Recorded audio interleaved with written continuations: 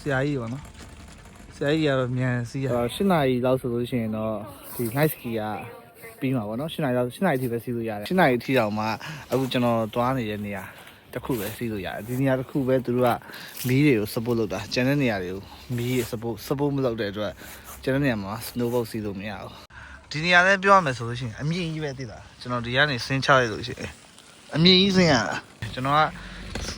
snowboard တိတ်မစီးတတ်တဲ့သူ ski တိတ်မစီးတတ်တဲ့သူဆိုတော့ video ရိုက်မထားရိုက်လို့မရဘူးဖြစ်နေတာတကယ်အမှန်လဲကုန်ပြီလဲကုန်ပြီ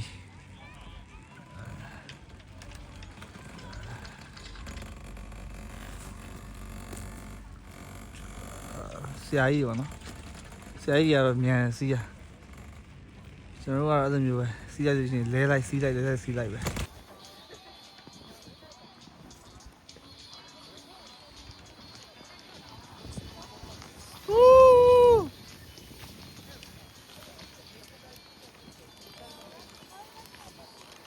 ကဲ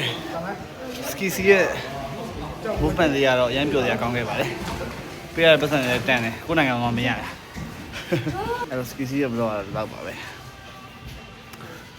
ဒါပါပဲနောက်တော့မှတွေ့ပါမယ်